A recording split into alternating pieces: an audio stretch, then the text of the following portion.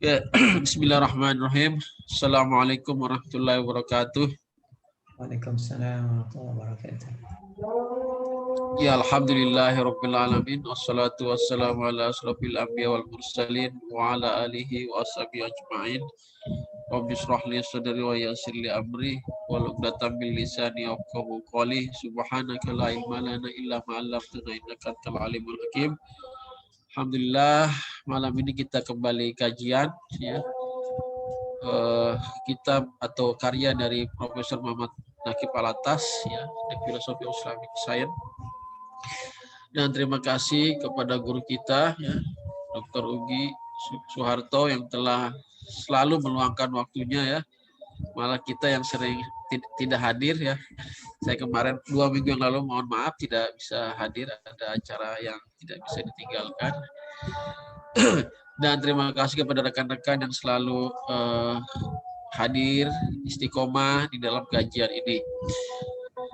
Salawat dan salam ya kita tidak lupa kita panjatkan kepada Nabi kita Muhammad SAW ya, telah membawa cahaya keislaman kepada kita sehingga kita merasakannya indahnya ilmu-ilmu Islam yang selalu kita pelajari dan sampai nanti ke liang lahat. Oke, tidak panjang waktu ya, saya persilakan kepada guru kita Prof. Ugi Suharto untuk memberikan sarahannya di paragraf ke-27 ya, kalau tidak salah Ya, bagian akhir. Ya, tafadhol Prof. Ya. Bismillahirrahmanirrahim. Alhamdulillahirabbil alamin. Wassalatu wassalamu ala asyrafil anbiya wal mursalin sayyidina wa habibina wa syafi'ina Muhammadin sallallahu alaihi wasallam wa ala alihi wa sahbihi ajma'in. Rabbi shrah li sadri wa yassir li amri wa hlul 'uqdatam min lisani yafqahu qawli. Allahumma iftah lana hikmataka wa anshur 'alaina rahmataka min khazaini rahmatika ya arhamar rahimin. Allahumma nawwir qulubana bi nuri hidayatika kama nawwartal arda bi nuri syamsika abadan abada bi rahmatika ya arhamar rahimin. Alhamdulillah kita bersyukur pada Allah Subhanahu wa taala karena pada malam hari ini di Indonesia ya, saya dengar suara azan di background Ustaz Nurizal tadi. Mungkin baru Isya ya di sana. Mudah-mudahan teman-teman kita akan join sebentar lagi setelah melaksanakan sholat Isya. Ya, di Oman sekarang maghrib mungkin sekitar 1 jam 15 menit ya dari sekarang. Jadi insya Allah kita ada waktu 1 jam 15 menit untuk kita diskusi. Ya, mungkin saya akan baca sekitar 45 menit dan kita akan buka setengah jam lah untuk kita diskusi. Ya. Alhamdulillah Allah Subhanahu wa taala masih lagi memberikan kesehatan kepada kita dan juga keistiqomahan kita ya untuk kita terus belajar ya, untuk kita terus mengkaji apa yang sedang kita tekuni ini, yaitu kita sedang membaca ya, salah satu karya yang penting ya, yaitu Islam and the Philosophy of Science ya, tulisan dari guru kita Profesor Syed Muhammad Naqib Alatas ya. Dan pada malam hari ini kita akan teruskan masih lagi pada paragraf 27 ya, di bagian-bagian yang terakhirnya itu di halaman 128 ya. Salawat dan salam kita tujukan kepada junjungan kita Nabi Muhammad SAW beserta para ahli keluarganya, para sahabatnya, para tabi'in dan juga para tabi'in dan sudah tentu kepada para ulama kita yang mewariskan ya risalah Rasulullah ini sehingga sampai kepada kita semua. Alhamdulillah. Jadi kemarin kita sebenarnya berhenti pada paragraf pada kalimat sunnatullah kan. Ya, kita seharusnya bermula dengan the so-called laws of nature. Tapi sebelum itu saya ingin berundur sedikit supaya diskusi kita nyambung ya dengan ya, di mana kita berhenti kemarin. Ya, yaitu saya ingin bermula dari but we maintain ya, dari situ. Ya, dari atas sedikit ya, beberapa baris di atas itu. But we maintain ya, dari situ ya. Jadi kalau kita ketemu saja perkataan we maintain, nah itu berarti posisi Profesor Alatas lah, ya. Dan itu juga ya posisi kita, ya, dan juga posisi Islam, ya.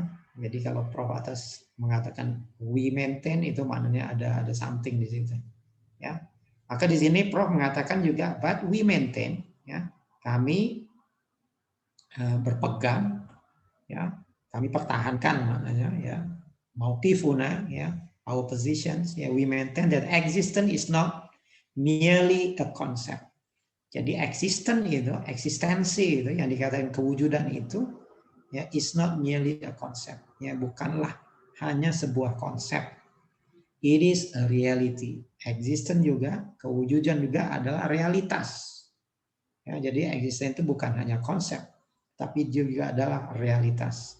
It is not merely posited in the mind. Nah, ini salah satu ciri reality of existence.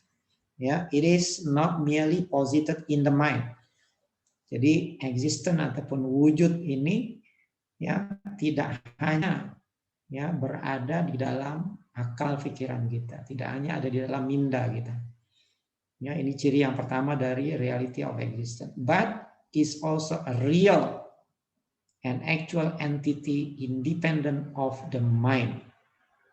Tetapi ya, reality of existence ini juga adalah real, sesuatu yang real, sesuatu yang nyata, and actual, sesuatu yang, ya, terjelma sebenarnya, sesuatu yang betul-betul actual, betul-betul terjadi, ya, ya, merupakan actual entity, entitas yang betul-betul, ya, terjadi, independent of the mind, yang tidak tergantung kepada akal pikiran kita. Jadi kalau akal pikiran kita nggak ada sekalipun, reality of existence tetap ada. Ya, ini berbeda dengan konsep of existence. Kalau konsep of existence itu kalau akal pikiran kita nggak ada, konsep itu nggak ada. Ya, tapi reality of existence is independent of the mind. Makanya kalau akal kita nggak ada pun, kalau kita tidur pun dia tetap ada. Ya kan? Kalau kita mati pun dia tetap ada. Ya kan? Kalau kita nggak ada sekalipun, kalau kita tidak pernah ada sekalipun, dia tetap ada.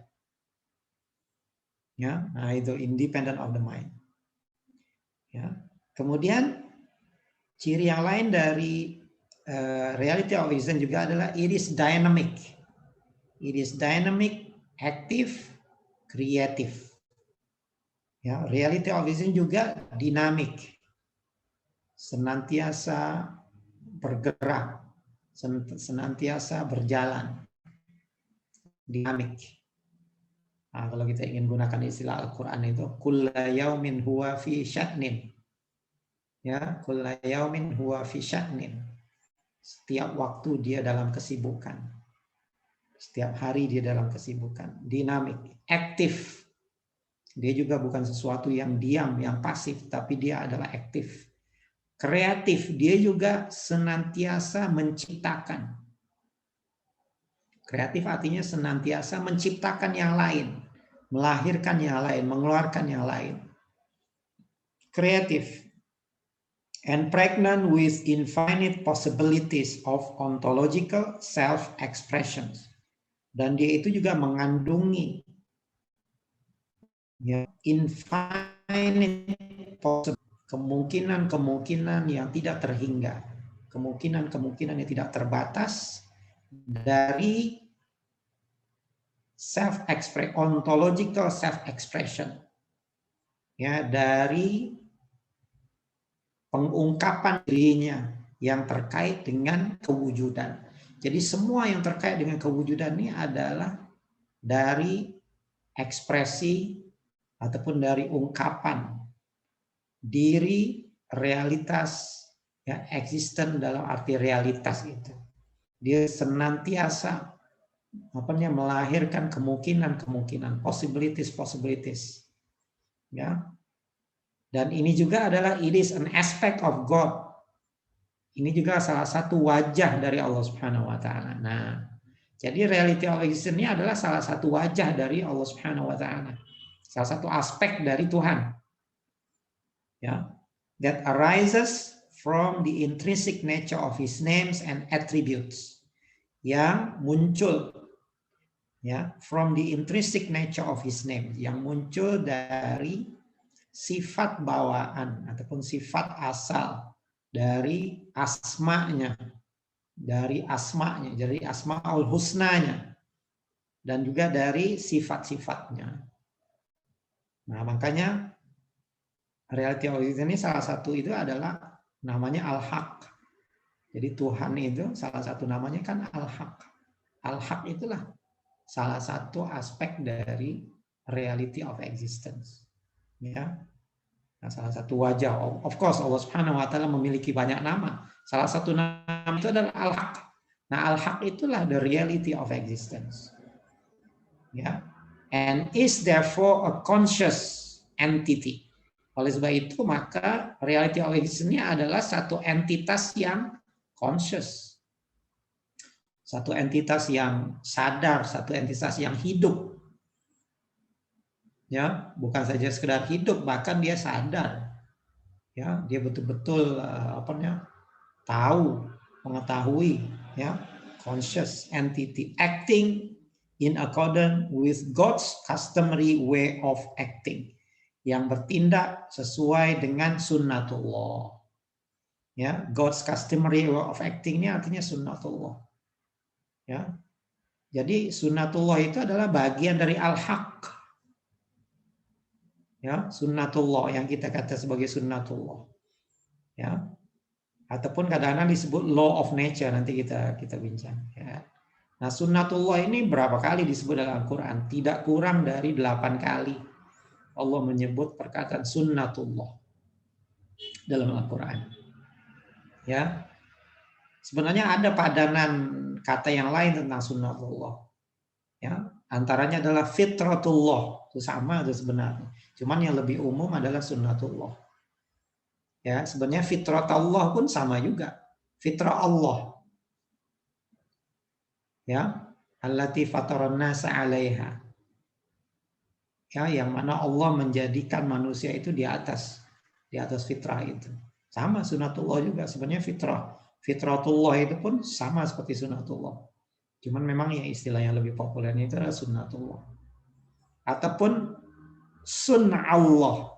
Ada lagi ayat yang lain sebut sunnallah. Sod nun ain. Sunnallah. Ya, sunnallah ini artinya, of course sona'a itu artinya kalau bahasa Arab modern sona'a itu to manufacture, ya, buatan Allah, ya. Ya. Mesin Allah, ya, mesin Allah. Ya. Soni kan al-masani kan al-masna.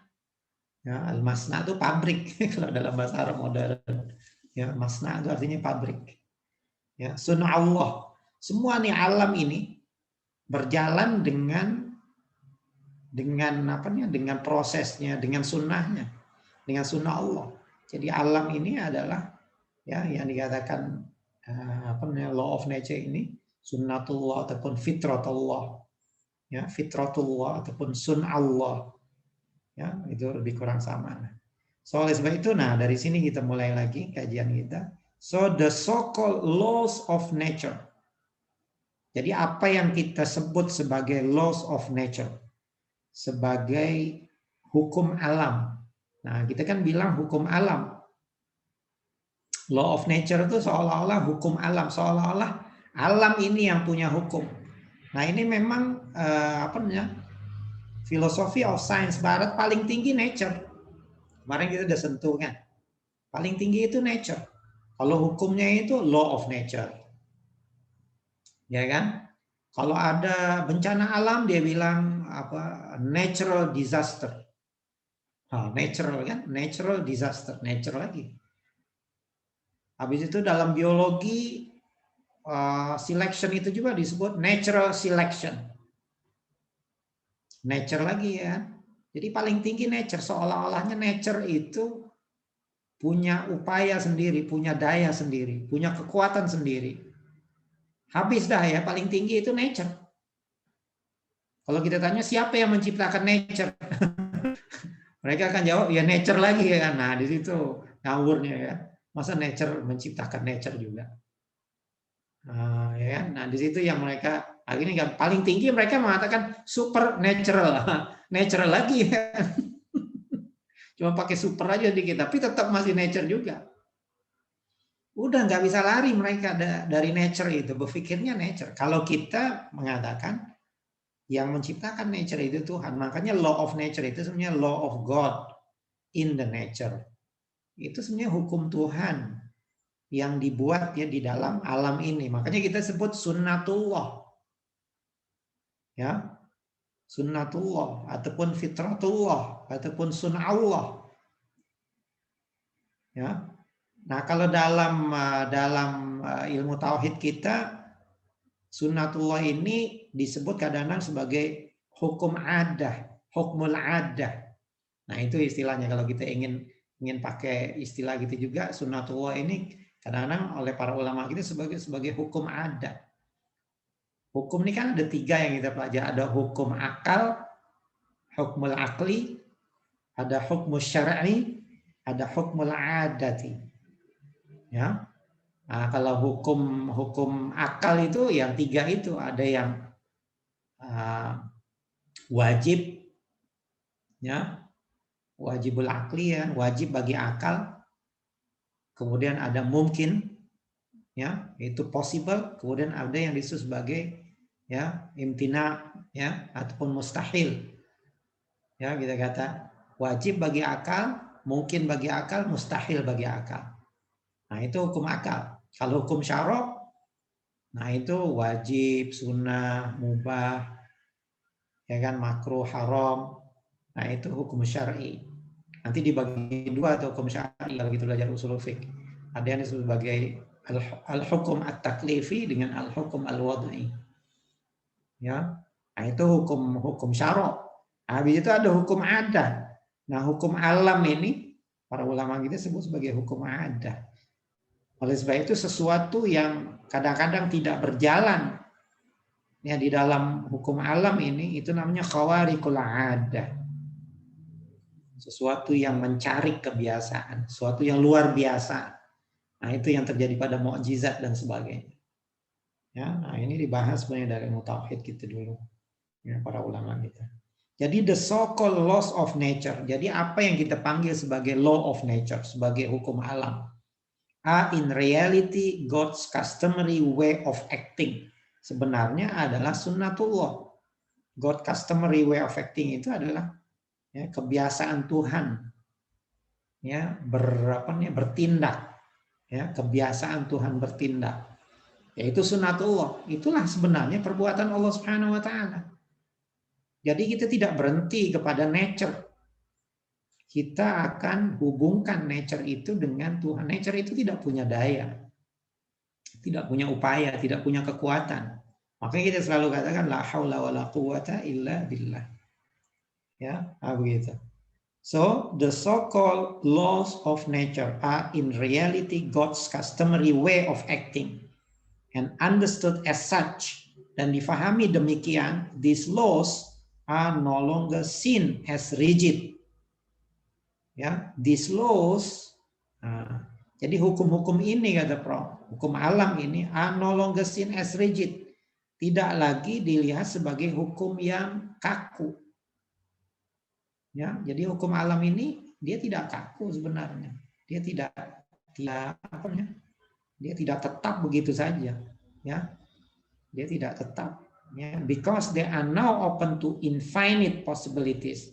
Karena hukum alam ini sekarang terbuka kepada kemungkinan-kemungkinan yang tidak terbatas. Nah, di sini hukum alam itu sebenarnya tidak jangan kita anggap sebagai rigid ya, ataupun kita anggap sebagai constant. Nah, kalau dalam istilah kita kan ada constant dengan variable.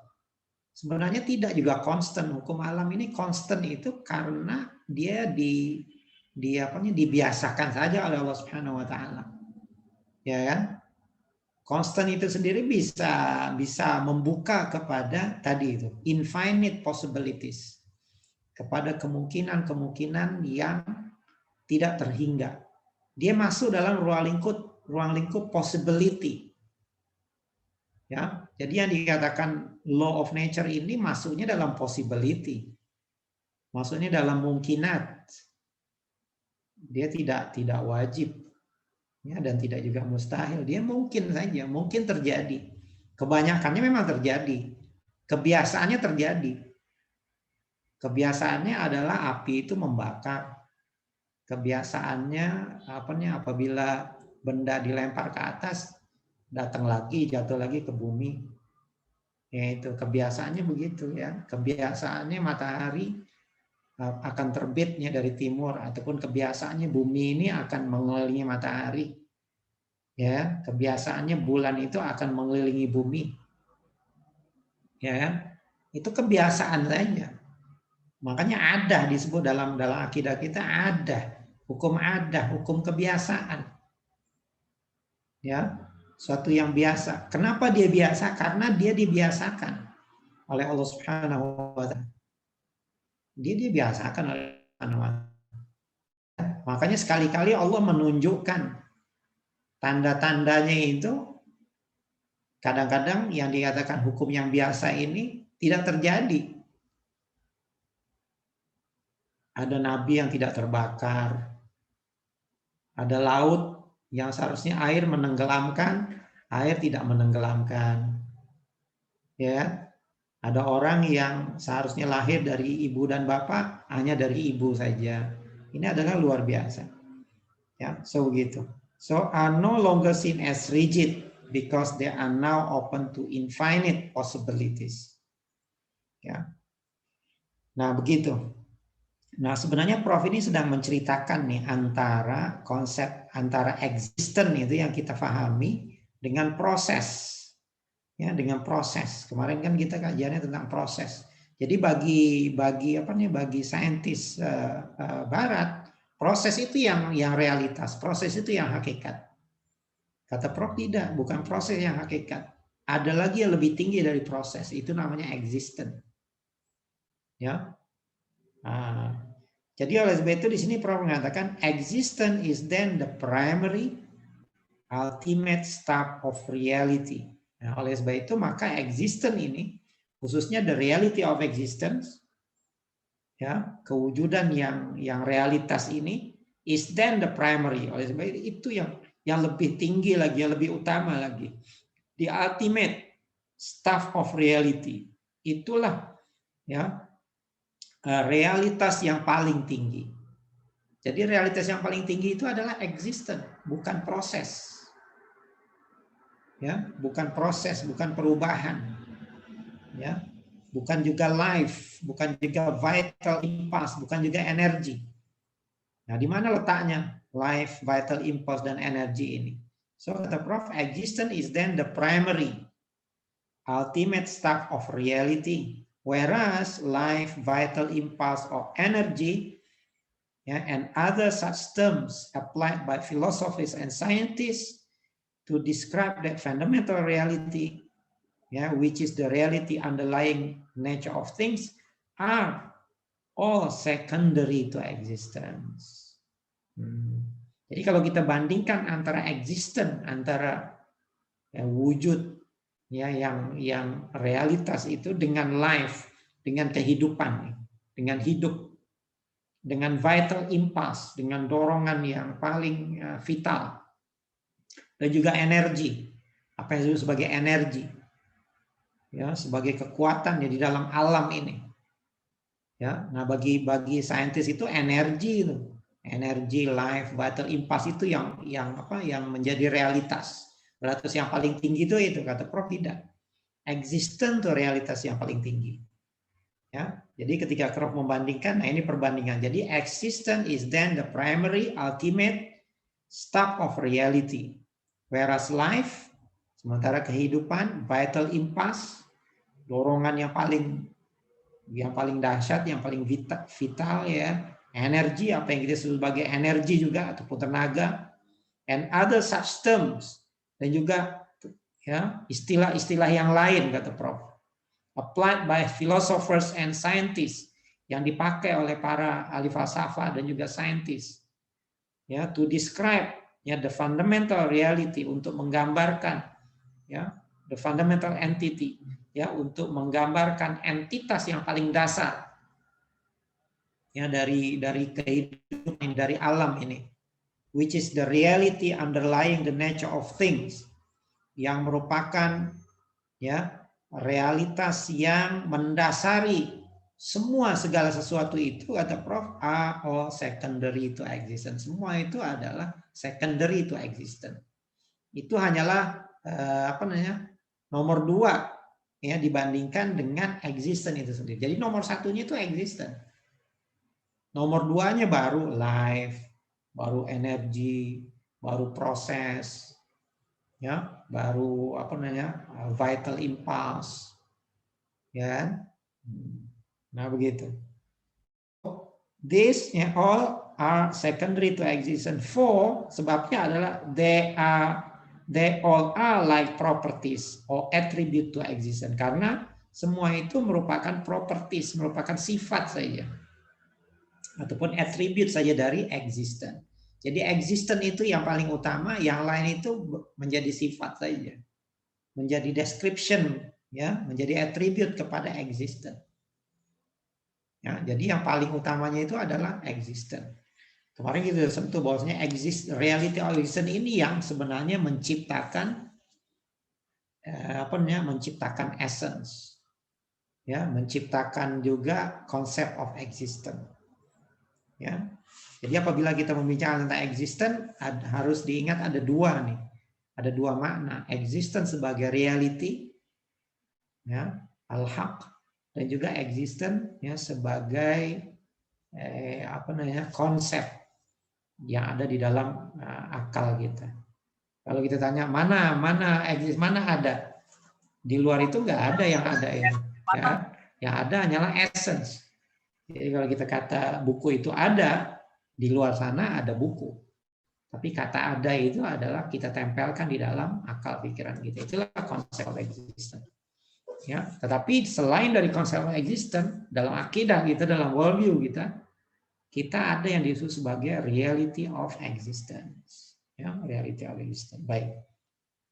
Nah, itu alhamdulillah paragraf 27, ya. Mungkin saya teruskan sekitar 15 menit lagi, ya, sampai saya teruskan paragraf 28. Ini agak panjang nih paragraf 28.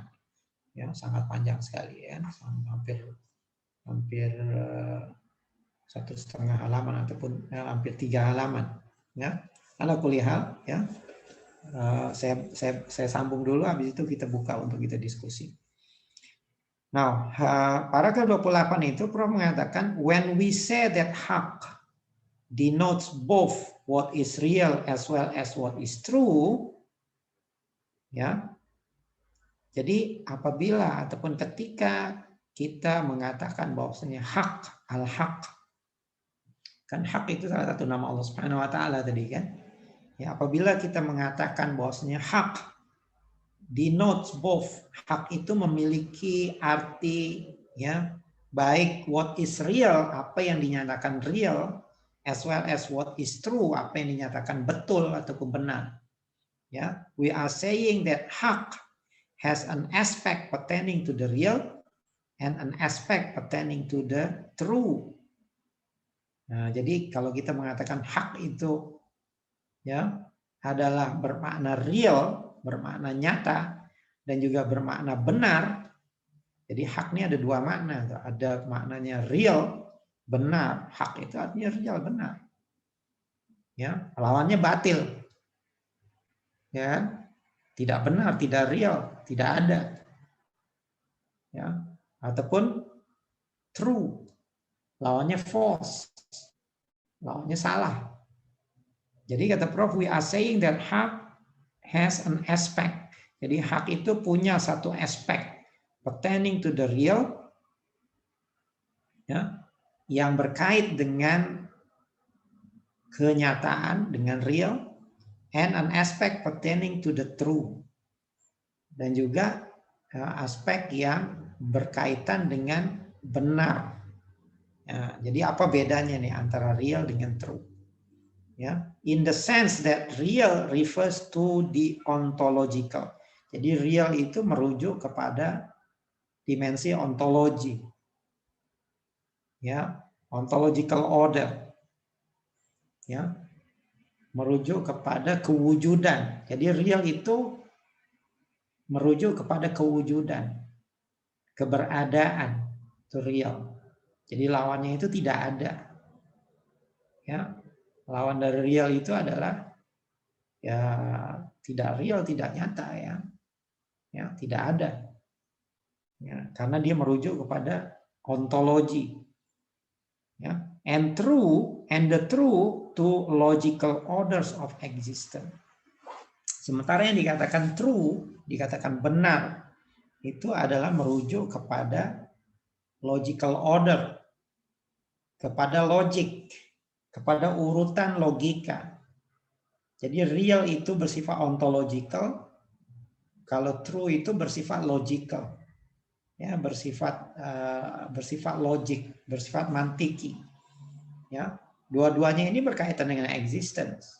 Tapi existence dalam arti ontologi dengan existence dalam arti logika. Ya.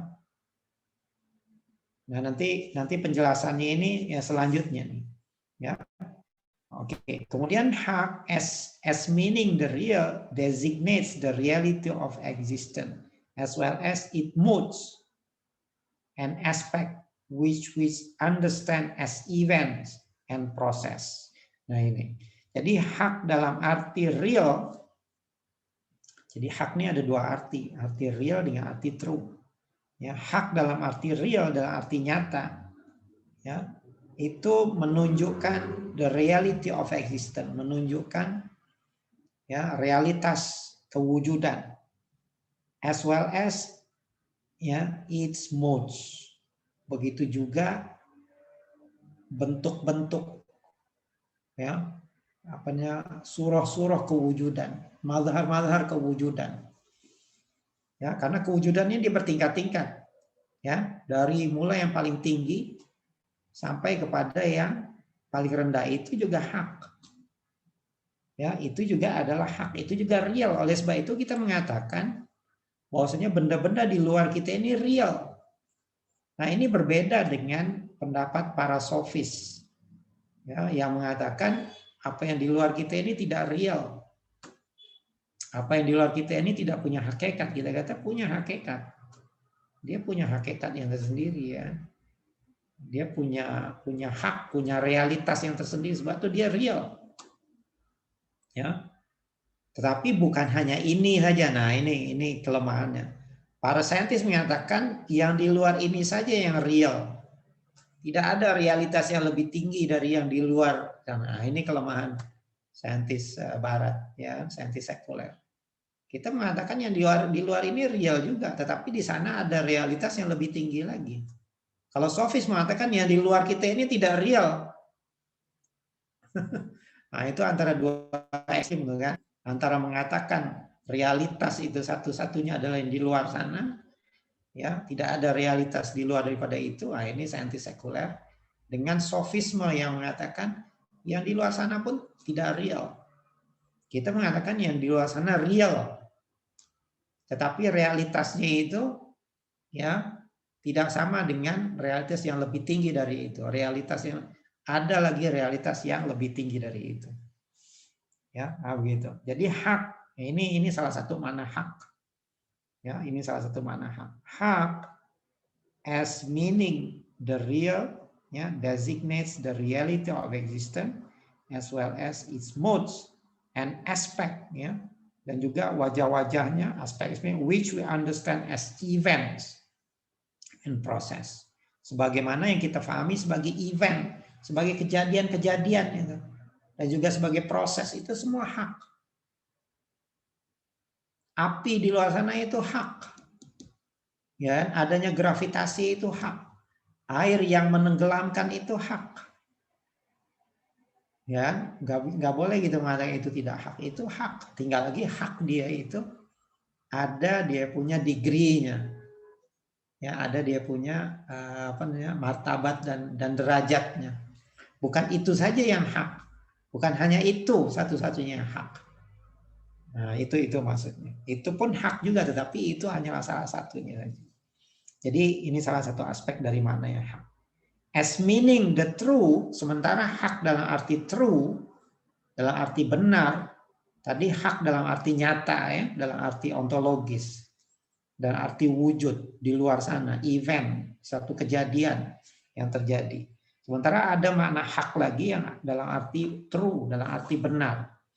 It designates a judgment. Nah, yang ini adalah judgment, ini adalah penghukuman. Benar. Ya, conforming with the external realities. Nah, yang itu adalah conforming. Maknanya ikut ya, sesuai dengan external reality, sesuai dengan reality yang di luar sana. Ya, sesuai dengan yang kita katakan hak tadi. Kalau kita mengatakan orang itu mati misalkan, itu kan berita kan. Orang itu mati misalkan, berita. Ya. Nah, berita ini baru kita nyatakan benar apabila kita melihat orang itu, jenazahnya kita lihat. Nah, itu hak. Ya, itu hak. Makanya di sini lawannya adalah asid al-kidbu. Ya, kalau true di sini adalah asidku. Ya, asidku. Ya, lawannya adalah al-kidbu. Ya, gitu. Jadi ini hak dalam arti yang kedua nih, dalam arti true. Ya, dalam arti true itu hak yang sesuai dengan external ya, realities. Ya, kalau kita mengatakan di Malaysia sedang banjir misalkan, ya maka kita lihat ya memang terjadi banjir. Nah itu adalah berita itu benar, itu hak. Nah sekarang lawan dari hak ini apa? Kalau istilah sekarang lawan dari hak ini hoax, hoax. Ya, hoax itu tidak benar, itu batil ya. Beritanya begitu tapi realitasnya tidak begitu. Itu hoax. Nah, itu kizab, itu dusta. Ya, itu bukan hak. Ya, nah, ini salah satu makna hak juga. So as meaning the true, it designates a judgment confirming with the external realities that arise as things out of the event or process, yang muncul sebagai things, sebagai sesuatu daripada kejadian dan juga proses. Ya, kejadian misalkan, kejadian banjir misalkan, ya, kejadian kematian misalkan kita lihat, memang terjadi kematian, ya, so itu adalah hak. Jadi benar atau tidaknya itu ditentukan oleh kejadian di luar sana, ya. So this conformity involve a certain correspondence and coherence between the intellectual act of judgment and the external reality that is being perceived. Nah, itu. Jadi conformity, kesesuaian ini, ya, kesesuaian ini involve melibatkan a certain correspondence, melibatkan ya, hubungan satu persatu. Ya, koresponden ini hubungan satu persatu, hubungan ya satu persatu, and coherence dan juga keselarasan antara intellectual act of judgment, ya, antara penghukuman ya dari tindakan akal kita mengatakan ya benar, ya, and coherence ya intellectual of and the external reality, dengan realitas di luar sana, ya, that is being perceived, yang dilihat. Ya, kalau kita mengatakan warna hijau, warna daun itu hijau, ya, nah itu benar. Ya, kalau kita melihat bahwasanya daun itu memang hijau, nah itu benar dalam arti berita seperti itu. Jadi benar dalam arti realitas, ya, dan benar dalam arti ya, logical. Ya, jadi benar itu ada dua ya, ada yang realitas, ada juga yang berita. Ya, nah berita ini lebih kepada logika.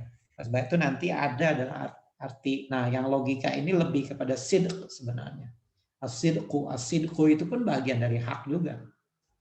Jadi lawan daripada sidik itu adalah kidab, true kan. Ya, dia lebih pada report sih sebenarnya. Yang kedua ini lebih pada report, ya, lebih pada berita. Ya, so ada hakikat, ada berita. Nah, kalau dari segi hakikat itu benar, hakikat itu benar. Ya, kalaupun itu tidak diberitakan, dia adalah kebenaran. Nah, gitu istilahnya. Ya, dia adalah kebenaran. Jadi gini ya, kalau dalam istilah ilmu ekonomi kan ada positive economics, ada normative economics. Ya kan? Nah, hak dalam arti yang pertama itu lebih kepada positif. Ontologinya, what is. Lebih pada what is. Ya. Apa adanya gitu. Nah, itu benar, apa adanya. Benar itu apa adanya. Hak itu ya apa adanya begitu. Itu hak, semua ini hak. Semua yang terjadi di alam ini adalah hak. Berasal dari hak. Ya kan? Berasal dari hak. Nah, jadi seperti itu. Yang di luar sana itu hak. Ya. Cuma nanti ada yang berita, yang bersifat berita. Ya. Nah, berita ini adakah disesuai dengan yang di luar sana ataupun tidak? Nah, itu kalau dalam ekonomi kan normatif. Ya, norm. Nah, norm ini ada yang betul, ada yang tidak betul. Ya. Nah, kalau dia bersesuaian dengan di luar sana, maka dia ya menjadi betul. Ya, jadi betul dalam arti yang seperti itu. So this conformity involves a certain correspondence and coherence between the intellectual act of judgment and the external reality that is being perceived. Yeah. As we said before, in connection with perceptions, seperti mana yang telah kita katakan ya sebelumnya, ya, dalam hubungannya dengan persepsi, dalam hubungannya dengan ya persepsi kita, the realities that comprise the external world are not immediately or directly given in experience, but are abstraction of them in varying degrees performed by external and internal senses and transformed into knowledge of external world by means of intellectual construction. Nah, ini penting nih statement ini. Mungkin saya akan berhenti di sini ya. Ini dalam arti kemarin kita sudah sentuh sedikit tentang objektif subjektif. Jadi apa yang kita lihat itu sebenarnya adalah gabungan, komplimen dari objektif subjektif. Dia objektif dan juga subjektif sekaligus. Karena apa yang kita lihat itu adalah termasuk ciptaan kita sendiri. Termasuk jiwa kita itu berperanan ya di dalam mempersepsikan yang di luar sana. Ya. So gitu. So as we said before, seperti mana yang kita katakan sebelum ini, in connection with perception, dalam kaitannya dengan persepsi kita, the realities that comprise of external, ya, realitas yang terdiri daripada dunia luar itu, yang di luar kita ini, are not immediately or directly given in experience. Itu tidak langsung, ya, dan tidak segera, ya, diberikan ya di dalam pengalaman kita, tidak. Ya, jadi apa yang kita lihat ini sebenarnya tidak langsung ya kita alami, tidak. Dia ada proses. Jadi jiwa kita juga sebenarnya berperanan di dalam membentuk persepsi kita. Ya, but are abstraction of them in varying degrees performed by external and internal senses. Tetapi dia merupakan abstraction, merupakan sesuatu yang diambil, ditarik, ya, in varying degrees performed by external and internal senses, ya, yang diambil ya dari ya berbagai berbagai tingkatan yang dilakukan oleh panca indera luaran dan juga panca indera dalaman. Jadi ketika kita melihat benda di luar sana, apa yang kita katakan sebagai objektif, kita kata kertas itu putih warnanya kan objektif. Sebenarnya tidak 100% objektif. Dia juga adalah subjektif. Ya, dia juga adalah hasil daripada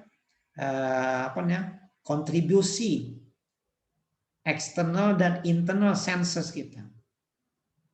Nah, itu maksudnya. Di sini yang objektif dengan subjektif itu sebenarnya adalah menyatu. Ya, dia tidak semata-mata di luar sana ya seperti itu. Itu adalah sudah tangkapan kita. Ya, itu adalah sudah abstraction from the reality. Ya, itu adalah abstraction from the reality. But are abstraction of them in varying degrees performed by external and internal senses and transform into knowledge. Kemudian ditransformasikan ya menjadi satu ilmu, ya menjadi sebuah ilmu, menjadi satu pengetahuan of the external world, ya menjadi satu pengetahuan tentang dunia luar itu by means of intellectual construction, melalui konstruksi akal kita sendiri. Jadi apa yang kita lihat ini adalah dua-duanya, ya konstruksi dari akal kita, ya dan juga sesuatu yang datang dari luar. Maka oleh sebab itu di sini ada istilah objektif subjektif ini. Ya. Nah, kalau dalam filosofi of science barat, seolah-olah yang di luar sana itu objektif. Sementara penilaian kita ya itu subjektif. Seolah-olahnya begitu ya. Padahal ketika kita menangkap benda di luar sana itu dalam dengan panca indera kita, baik dengan melihat, mendengar, ya merasa, meraba dan sebagainya, itu sebenarnya dua-duanya sudah berperanan. Ya. Jadi internal senses dengan external senses itu berperanan dua-duanya. Ya. Nah, jadi seperti itu. So mungkin saya berhenti di situ ya kan. Karena paragraf 28 ini sangat panjang. Ya. Kita buka mungkin setengah jam. Ya, sampai jam berapa tuh? Jam 5, jam sekarang saya sekarang jam 18 kalau di jam saya. Sampai 8.45 insya Allah. Ya, kita berhenti sampai itu. Mungkin kita buka aja lah diskusi. Ya, ya silakan. Terima kasih Prof. Ugi, ini sudah ada di kolom chat ya, pertanyaan dari Rahman ya, Satrio, Rahman Satrio. Ya. Saat izin bertanya ya, korespondens dan koheren di sini apa juga bisa dikaitkan dengan teori kebenaran dalam filsafat? Ya, ini correspondence theory of truth dan coherent theory of the truth. Iya, betul memang. Ini juga yang kita maksudkan. Tetapi truth itu bukan hanya sekedar yang koresponden, itu salah satu aspek saja, bukan satu-satunya. Ya, itu yang kita kata true itu. Kalau kata true itu adalah koresponden tadi itu, ya, koresponden dengan di luar sana ya. Nah itu betul. Ya, kita tidak menolak teori koresponden theory of truth ini. Itu kita tidak menolak. Tinggal lagi bagi kita itu hanyalah salah satu aspek saja, bukan satu-satunya aspek. Nah, kalau dalam sains modern seolah-olah itulah salah satu-satunya kebenaran. Ya, itulah salah satunya kebenaran. Bagi kita belum tentu itu kebenaran. Ya, belum tentu kebenaran. Contohnya misalkan banyak orang mengambil riba. Statement itu betul. Ya, antara statement banyak orang mengambil riba dengan kenyataan di luar, apabila kita buat statistik memang banyak. Itu true. There is a true statement. Ya. Nah, kalau dalam sains barat itulah kebenaran. Nah, bagi kita bukan. Belum tentu itu kebenaran. Paham nggak? Ya. Jadi belum tentu dia kebenaran, walaupun dia correspondent to the external world. Berita itu correspond to external world. Betul itu dari segi dari segi fact-nya ya. Tetapi fakta itu adalah false.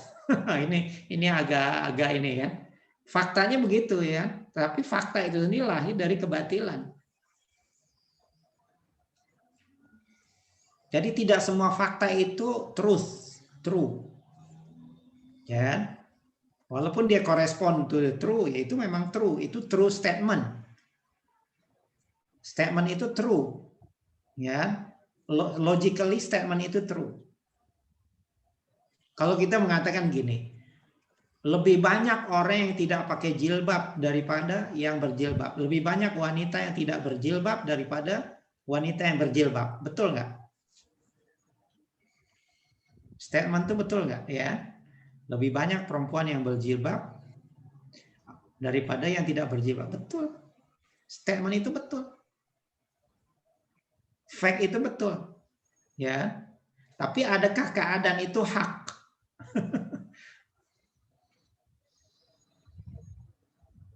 Ataupun gini ya, lebih banyak non-muslim daripada muslim, ya kan? Kenyataannya kan.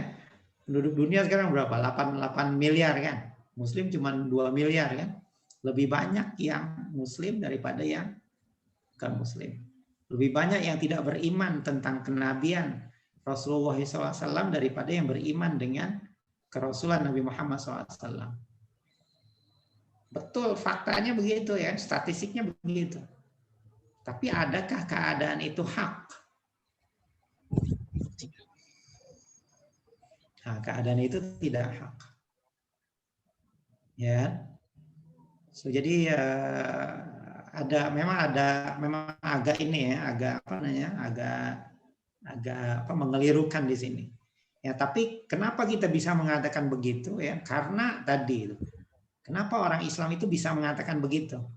Dari mana kita tahu bahwasanya ini fakta ini tidak benar, fakta ini batil? Karena kita punya world view tadi kan, kita punya pandangan hidup yang lebih tinggi lagi, yang bersumber daripada Al-Quran, ya, daripada berita yang benar, ya, daripada khabar shadiq, ya, daripada otoritas kita yang lebih tinggi.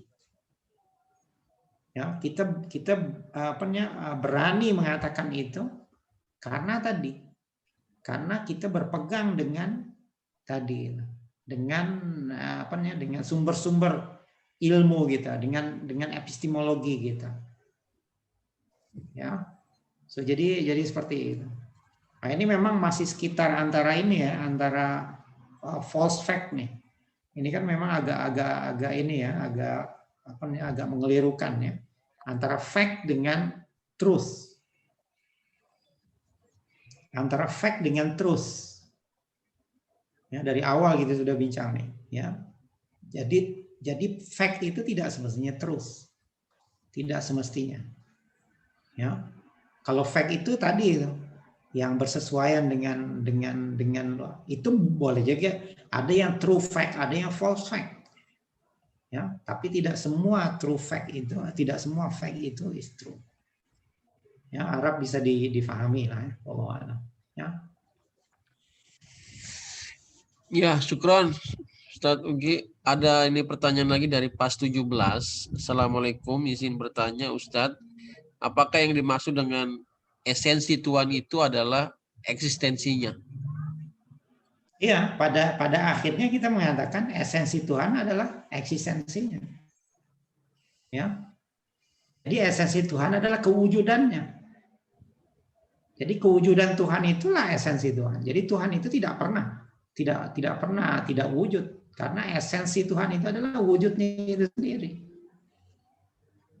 Dan wujud itu adalah esensi Tuhan. Ya. Jadi hak, makanya tetapi kita mesti ingat wujud itu ya, ataupun hak itu adalah salah satu saja daripada Tuhan. Daripada wajah Tuhan. Ada lagi wajah-wajah Tuhan yang kita sendiri tidak bisa mengenalinya. Tuhan di tingkat yang paling tinggi itu tidak bisa dikenali oleh kita. Jadi Tuhan itu hanya memperkenalkan diri kita sesuai dengan yang kita bisa kenali. Ya, jadi ada satu aspek Tuhan yang sama sekali nggak bisa kita kenal. Jadi Tuhan itu memperkenalkan kita dengan sifat-sifat yang kita bisa terima. Sebab itu di dalam doa Rasulullah pun, apa doa Rasulullah di antaranya? Kan ada Allahumma inna na'udzu biridhaka min sakhatik. Ya, wa bi mu'afatika min uqubatik. Ya. Wa na'udzu bika minka la nuhsi sana'an 'alaika kama asnaita 'ala nafsik. Nah, ini. Ya, la nuhsi sana'an 'alaika. Kami ini la nuhsi sana'an 'alaika kama anta kama astaina 'ala. Kita tidak akan bisa memuji Tuhan. Ya. Keseluruhannya nggak bisa. Ya, kalau ibaratnya gini ya, kalau ada seseorang misalkan kita puji dia, seseorang itu kita puji, itu dengan 2-3 perkataan itu habis dia itu, pujiannya habis sudah. Ya, ada orang hebat misalkan, ada seorang pinter lah kita kata, orang ini sangat pinter, kita puji sekali, kamu nih pinter ya dari semua orang yang pernah hidup, sudah habis, dengan 2-3 perkataan habis ya. Bahkan mungkin pujian kita itu berlebihan pada dia. Kelebihan istilahnya. Ya. Jadi antara kata-kata kita dengan realitas orang itu, kata-kata kita lebih tinggi lagi. Ya, realitasnya memang dia pintar, tapi begitu kita puji, kamu ini paling pintar dari seluruh dunia, daripada orang yang pertama sampai orang, kamu yang paling pintar, udah habis. Tapi kalau Tuhan, kita pujilah dengan seluruh hidup kita. Kalau seluruh hidup kita penuh dengan pujian kepada Tuhan, itu tetap tidak akan sampai. Tidak akan sampai kepada hakikat Tuhan itu sendiri yang kita puji. Makanya pujian kita kan bagi li jalali wajhika wa azimi sultanik ya. Ya Rabbi alhamdu kama yanbaghi li jalali wajhika wa azimi sultanik.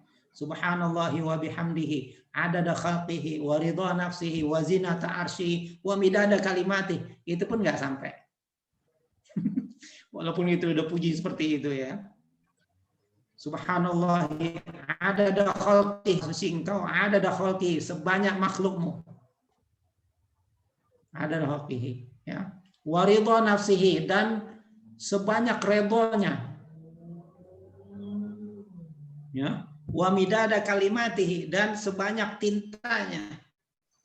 Itu tetap tidak sampai pada Allah Subhanahu wa taala. Rasulullah kata la nuhsi sana'an alaika anta kama asnaita ala nafsik. Jadi ada aspek Tuhan yang memang kita tidak akan bisa kenali dan kita tidak bisa ketahui. Sehingga yang kita bisa ketahui itu paling tingginya adalah al-haq, al-wujud. Sebab itu kita mengatakan wujud itu esensi dari Tuhan yang kita bisa kenali. Ya.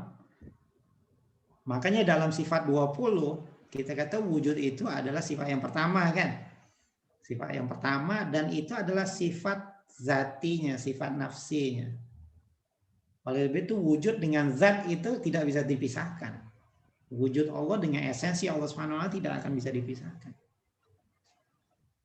Nah, wujud alam ini, wujud yang kita kata alam ini wujud, itu sebenarnya nggak ada apa-apanya dibandingkan dengan wujud Allah Subhanahu wa taala. Tidak sama ontological statusnya. Tidak berhak alam ini dikatakan sebagai wujud. Kalau kita ingin menggunakan kata wujud juga, alam ini bukan wujud seharusnya. Alam ini maujud. Nah, itu mungkin lebih tepat ya. Alam ini maujud. Nah, ini juga tepat dalam bahasa Arab pun maujud juga artinya diadakan. Dia isi maf'ul ya. Maf'ul itu artinya dibuat. Ya, jadi alam ini bukan wujud sebenarnya. Alam ini maujud. Sekarang kita lihat nama Allah Subhanahu wa taala yang lain. Allah kata dia adalah zahir. Wal awwal wal akhiru wal zahiru wal batinu. Dia itu adalah zahir. Kalau kita lihat alam ini juga zahir. Adakah alam ini Tuhan? Bukan, ya. Maka kata para ulama kita, alam ini bukan zahir. Alam ini adalah al-madhahir. Nah, itu ada beda tuh antara zahir dengan al-madhahir. Ya, alam ini adalah tempatnya penzahiran penzahiran ayat-ayat Allah Subhanahu wa taala. Nah, gitu, ya. Nah, jadi secara logikanya kita harus bisa membedakan antara dua tingkatan ini. Ya. Nah, jadi jangan kita samakan. Jadi nggak boleh kita samakan nanti, oh Tuhan itu alam, alam itu Tuhan. Tidak juga. Alam ini nggak ada. Gimana alam ini sama dengan Tuhan? Alam ini kalau dibandingkan dengan kewujudan Tuhan itu tidak ada. Levelnya itu jadi tidak ada. Ya. Kalau dibandingkan dengan Tuhan. Tapi kalau kita lihat alam pada level dia sendiri, alam ini ada. Tapi kalau kita bandingkan dengan Tuhan, dia tidak ada. Kemarin kan saya udah kasih contoh juga antara meja dengan kolong meja. Ya. Hubungan antara meja dengan kolong meja itu gimana? Ya. Jadi kolong meja itu wujudnya itu bergantung pada mejanya. Ketika meja itu berdiri, kolongnya ada.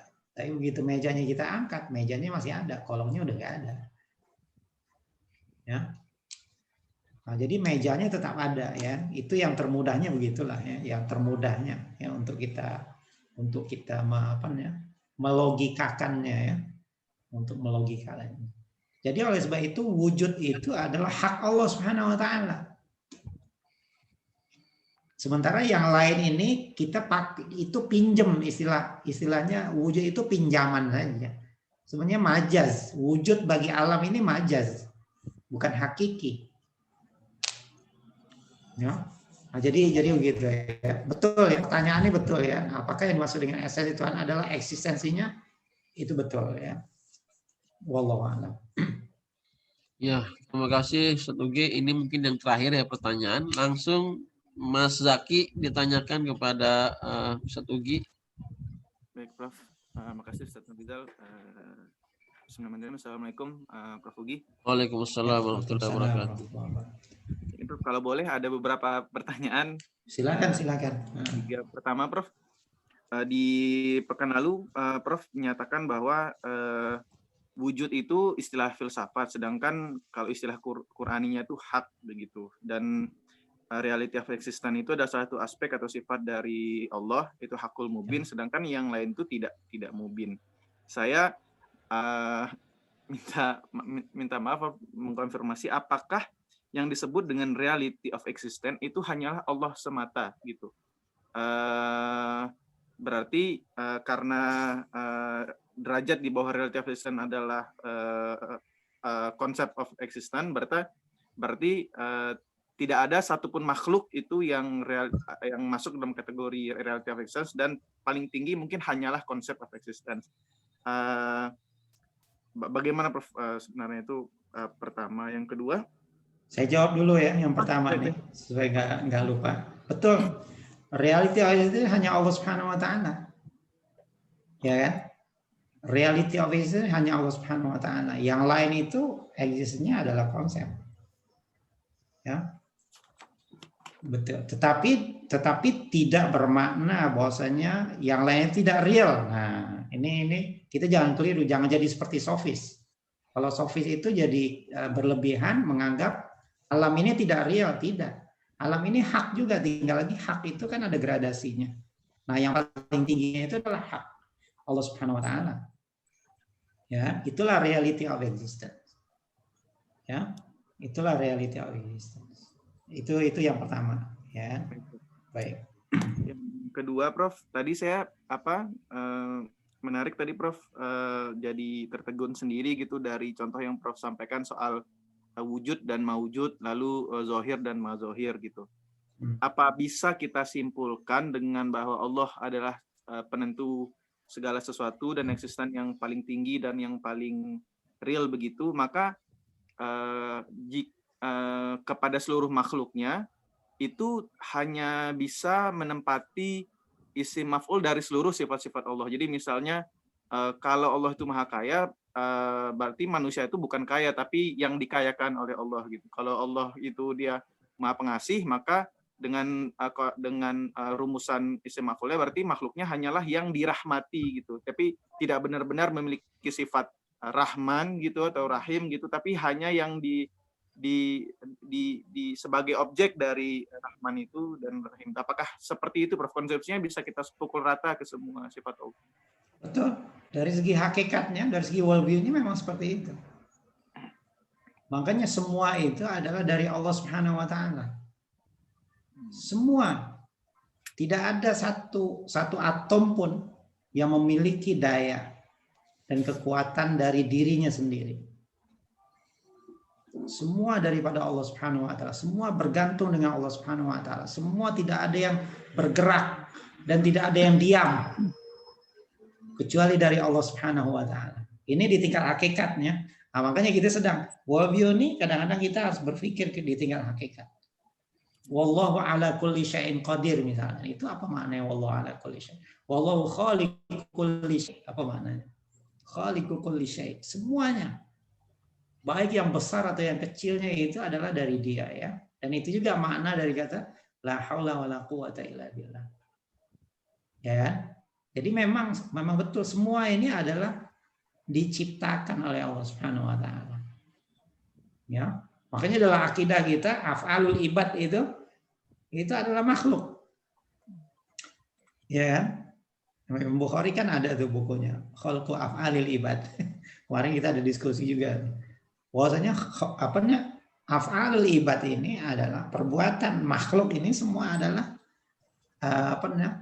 itu adalah makhluk ya, perbuatan kita ini adalah semuanya adalah makhluk. Ya. Wallahu khalaqakum wa ma ya ta'malun ya. Wallahu khalaqahum wa ma ya'malun. Ya, ataupun wallahu khalaqakum wa ma ta'malun. Ya, Allah itu menciptakan kamu dan apa yang kamu buat juga. Itu adalah ciptaan Allah Subhanahu wa taala. Jadi betul hakikatnya tidak ada orang kaya tapi dia dikayakan. Tidak ada orang yang hidup tetapi dia dihidupkan. Ya, dia dihidupkan. Dia bukan hidup sendiri dan setiap saat dia itu dihidupkan.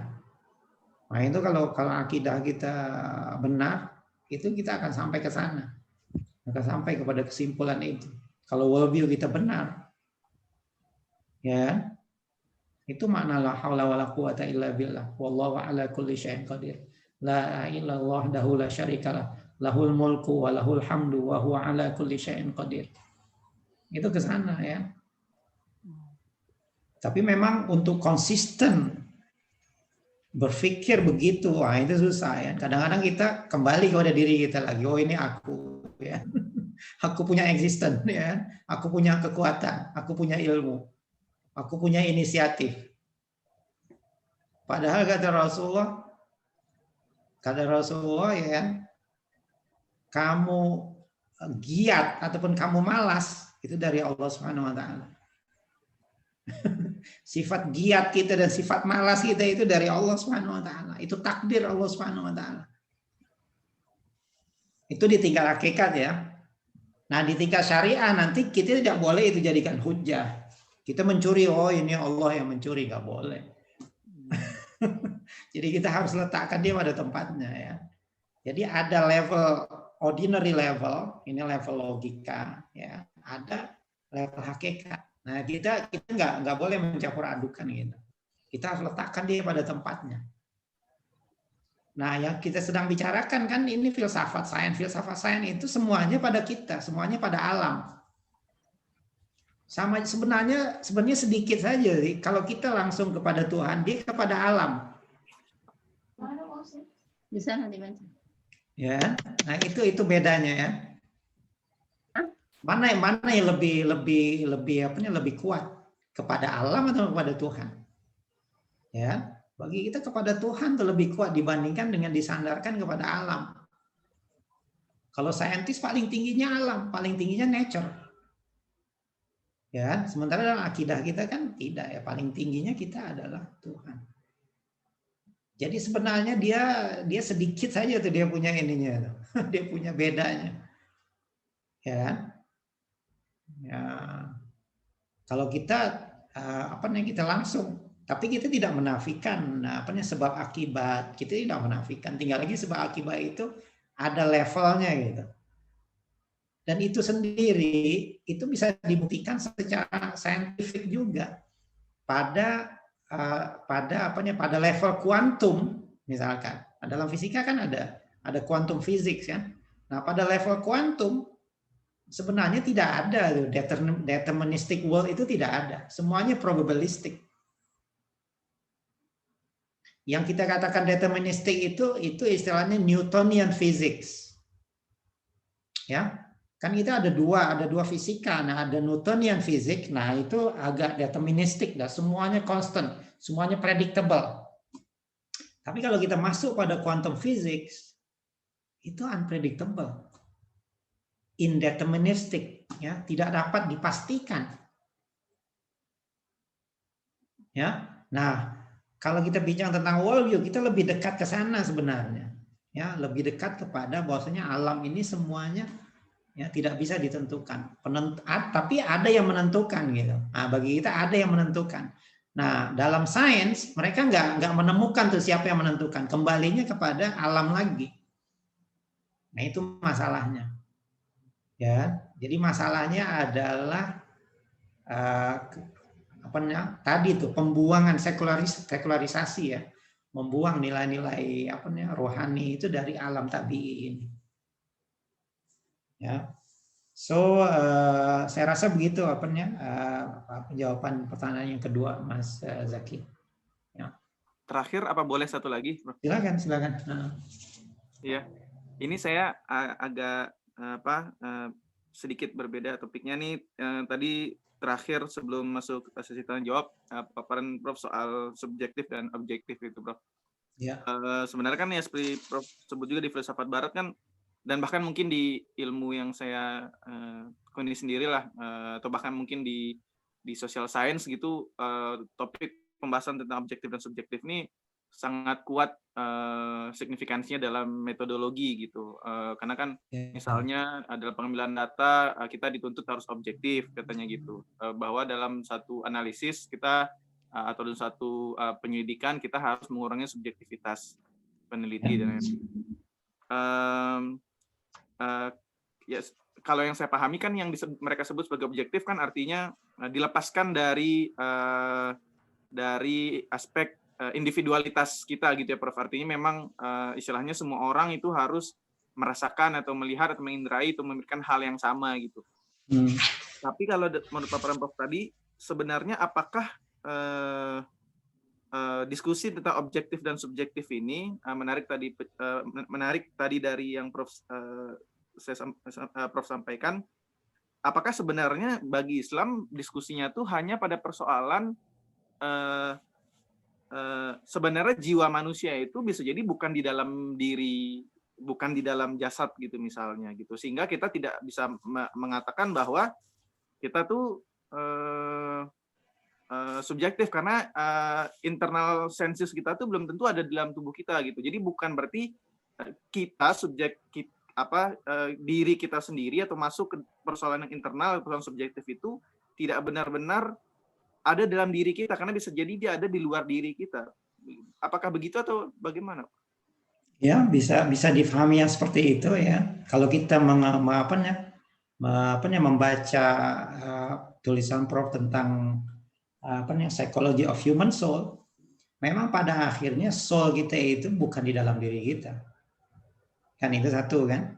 Soul kita ini nggak bisa kita kata di dalam diri kita juga. Itu memang ini ya, ada pembahasan yang tersendiri. Itu satu, betul tadi itu.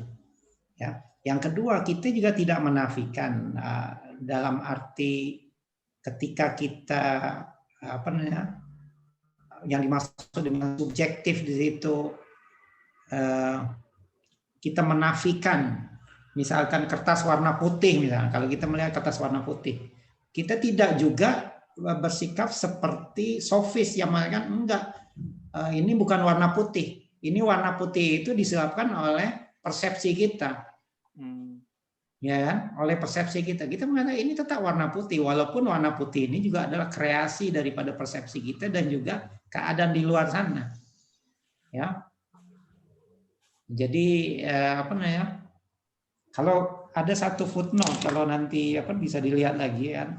Kalau dalam prolegomena itu ada halaman 3. Ini tentang subjektif objektif, ini ada footnote nomor 2. Nanti teman-teman yang punya prolegomena coba lihat apa namanya? Halaman 3 buku Prof atas itu ada footnote nomor 2. Prof mengatakan begini ya. By subjective I mean not the popular understanding of the words.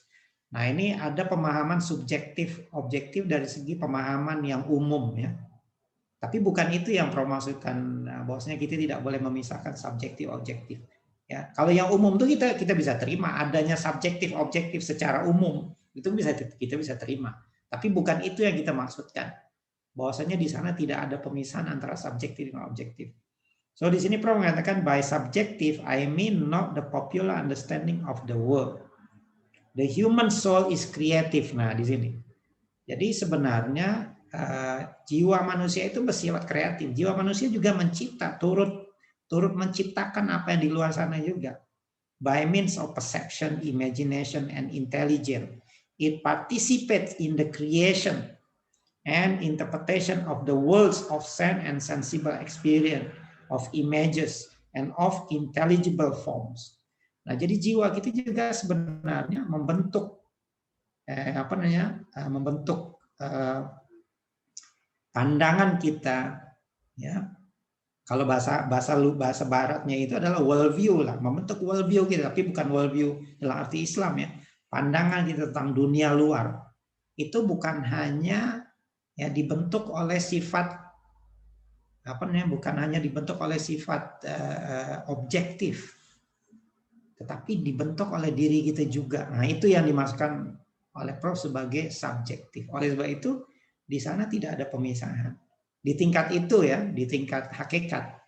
Tapi di tingkat macam research tadi ya, kita bisa mengatakan, oh ini kamu tidak objektif nih, bisa kita mengatakan begini. Ya, kamu terlalu subjektif. Itu bisa, ya. Kita bisa memberikan penilaian. Saya misalnya sebagai dosen, katakanlah ada student membuat satu research, ya, saya bisa mengkritiknya. Kamu tidak objektif. Kamu membawa membawa background kamu sendiri misalkan, ya, membawa pikiran kamu sendiri, ya kan, memaksakan pikiran kamu sendiri. Nah, itu bisa saja ya. So kita tidak menolak konsep ya subjektif objektif yang biasa kita gunakan. Yang kita tolak itu adalah di tingkat filsafat. Di tingkat filsafat itu tidak ada pemisahan objektif, terutamanya di dalam menilai realitas. Nah itu, ya. So subjective here is something not opposed to what if objective. Jadi yang dimaksudkan Prof subjektif ini bukan sesuatu yang bertentangan dengan objektif, tapi dia adalah complementary. Nah, kalau yang di luar, ya kalau yang biasa objektif itu adalah lawan dari subjektif. Itu bisa. Sama seperti kita kata sebab akibat. Kita tidak menolak sebab akibat. Di luar sana ada sebab akibat. Di tingkat ordinary level ada sebab akibat. Ya, di tingkat ordinary level. Tetapi di tingkat yang tinggi, sebenarnya benda itu tidak menyebabkan benda yang lain. Ya kan? Di tingkat biasa, bola biliar A itu menyebabkan bola biliar B bergerak. Ya kan? Itu di tingkat biasa, itu di ordinary level. Itu kita terima. Seorang mati ya karena ditembak misalkan, itu sebab akibat. Ya, dan dia mesti dihukum. Kalau penembakan itu adalah secara zalim, ya, maka pembunuhan itu harus dihukum. Itu di tingkat ordinary level. Begitu juga subjektif objektif di tingkat ordinary level bisa kita terima, nggak ada masalah itu. Nah, yang sedang kita bicarakan ini adalah di tingkat yang tinggi itu. Sama seperti kita juga tidak menerima sebab akibat di tingkat itu, begitu juga kita tidak menerima pemisahan objektif dan subjektif di tingkat itu. Ya. Nah, kalau Barat posisinya itu semuanya diletakkan di tingkat yang paling bawah. Semuanya harus ada sebab akibat. Semuanya harus ada objektif subjektif. Nah, itu kan. Kalau kita tidak, kita bilang di tingkat bawah ya bisa ada subjektif objektif. Di tingkat bawah ya bisa ada sebab akibat, tapi di tingkat atas, tingkat yang lebih tinggi tidak begitu ya. Tidak semestinya begitu. Tidak semestinya terpisah antara objektif dengan subjektif. Ya, bahkan apa yang kita sebut sebagai sebab akibat itu ada penyebabnya ya. Api itu membakar bukan karena apinya itu, tetapi disebabkan tadi itu ada sunatullahnya ya. Nah gitu. Jadi kita selalu kaitkan dengan yang atas, yang lebih tinggi. Karena apa? Karena tadi itu, karena harus kita kaitkan dengan worldview kita. Ya. Tapi ini juga tidak membuat kita menjadi tidak kritis, tidak saintifik, tidak juga. Ya. Nah, ini kan peranan antara akidah nih, agama dengan ya bagaimana kita meletakkannya ya. Sebenarnya masalahnya masalah peletakan saja sih.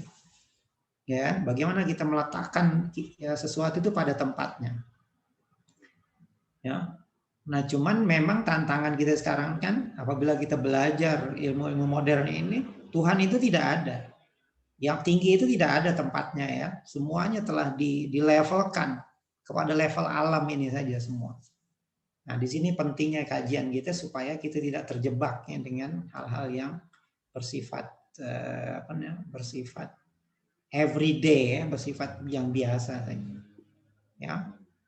Tapi tidak menjadikan kita juga meninggalkan sains, meninggalkan sebab akibat, tidak. Ya kan? Ya salah kalau kita meninggalkan sebab akibat. Ya. So mudah-mudahan bisa dipahami ya penjelasan saya. Berarti kayak seperti semacam analisis sebab akibat pada regresi misalnya gitu, atau pada eksperimen masih bisa diakui ya, Prof. Bisa. Pemaknaan secara falsafat yang memang harus ya. Saya sendiri mengajar econometric, saya mengajar regressions. Saya ajar student ini dependent variable, ini independent variable ya. Ya kan? Ya itu sih biasa ya. Ya sekarang yang kita sedang, nah tinggal lagi di Barat itu kebenaran hanyalah itu saja. Bagi kita kan tidak ya. Itu benar, itu benar pada level itu ya. Tapi ada lagi kebenaran yang lebih tinggi. Ya. Nah, karena kita punya kebenaran yang lebih tinggi, sehingga tidak semua fakta itu yang kita bisa buktikan secara regression misalkan. Ya, kita regress misalkan. Kemudian R square-nya tinggi misalkan, mendekati 1 ya. Kan berarti independent variable-nya itu dependent variable bisa menerangkan independent variable fitness-nya itu tinggi sekali ya, korelasinya itu tinggi sekali. Itulah kebenaran. Ya, bagi kita itu fakta. Belum tentu itu benar. Belum tentu itu truth. Ya. Jadi sama sekali bukan kita meninggalkan sains ya. Sains dalam arti ini ya, bukan ya. Justru kita ingin meletakkan sains itu pada tempatnya. Kita tidak mau sains itu menolak agama, dijadikan hujah untuk melawan agama, untuk melawan Tuhan, tidak. Dan itulah yang dahulu dilakukan oleh para ulama gitu. Ya, mereka bisa menempatkan sesuatu itu pada di mana agama itu, di mana everyday eksperimen itu di mana. Ya. Nah, yang jadi masalah kan sains barat sekarang dia menafikan Tuhan. Udah, Tuhan nggak ada tempatnya. Tuhan tidak perlu dilibatkan dalam sains. Nah, ini yang kita tidak setuju. Justru bagi kita sains itu bergerak karena Tuhan. Gitu kan? Ya, hukum alam ini bergerak karena Tuhan, karena digerakkan oleh Tuhan. Kalau mereka alam ini bergerak karena alam itu sendiri, karena nature itu sendiri. Ya, sebab akibat itu karena alam itu juga. So, kalau kita tanya ini yang A yang menyebabkan A ini B, kemudian yang menyebabkan B siapa? Habis itu nggak ketemu ininya ujungnya. Infinite regression ya kan? Masih apa yang lebih ngaco ya kan kesimpulannya? Kalau kita kan ada wa anna ila rabbikal muntaha. Kita ada penghabisannya Tuhan.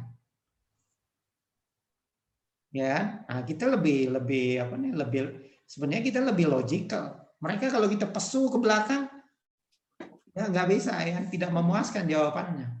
Nah, kita ingin sampai ke sana. Kita bincang pada yang terakhirnya itu. Ya, so sama sekali kita tidak menyebabkan akhirnya kita meninggalkan sebab akibat, tidak juga. Kita tetap kalau kita sakit berobat, ya, tetap aja kita nggak berani pegang setrum,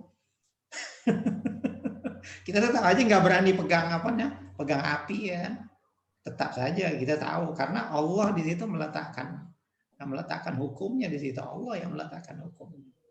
Jadi kita tahu setrum itu Allah meletakkan hukumnya. Obat itu juga Allah meletakkan ininya. Ya, tapi kita selalu kembalikan. Makanya Nabi Ibrahim itu ketika sakit, fa idza maritu fa huwa yashfin. Apabila aku sakit dia yang menyembuhkan. Bukan dokter yang menyembuhkan, bukan obat yang menyembuhkan. Itu di tingkat hakikat. Ya. Jadi worldview ini lebih kepada hakikat sebenarnya. Ya. Nah, bagaimana hakikat yang seperti ini kita dialogkan dengan sains barat sekarang ini. Ini kan yang jarang ya. Kadang-kadang kita hakikat aja gitu kan, nggak bisa kita jelaskan, nggak bisa kita kaitkan dengan sains. Ya akhirnya tumpul lagi ini kita ya. Nah sekarang kita coba hakikat itu kita coba dialogkan, kita coba engage-kan dengan barat, dengan dengan sains. Nah, tugas kita ya, bagaimana kita menserasikan di antara kedua ini. Ini memang tantangan lah. Terutama sekarang pendidikan sekarang kan di bawah diarahkan pada sekularisasi itu. Ya. Wallahu a'lam. Terima kasih, Pak. Ya, saya kembalikan pada Ustaz Nurizal ya untuk kita tangguhkan pertemuan kita untuk malam hari ini dan insyaallah kita sambung pada minggu yang akan datang. Wallahu a'lam bishawab. Aqulu qouli hadza astaghfirullahaladzim li wa lakum. Assalamualaikum warahmatullahi wabarakatuh.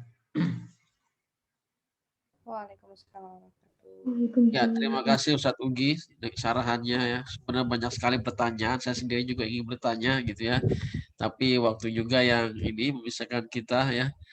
Saya hanya dapat mengutip satu ayat ya, surat Al-Baqarah ayat 28 ya. Wa kaifa takfuruna billahi wa kuntum amwatan fahyakum tsumma yumitukum tsumma yuhyikum wa ilaihi turja'un ya. Ya, selanjutnya juga berbicara tentang alam gitu ya. Walladzi khalaqalakum ma fil ardi jami'an tsumma stawa ya. Jadi banyak sekali ya ibrah yang bisa kita ambil ya di dalam surat Al-Baqarah yang saya sebutkan ya. Apa ya yang wujud hanya Allah Subhanahu wa taala.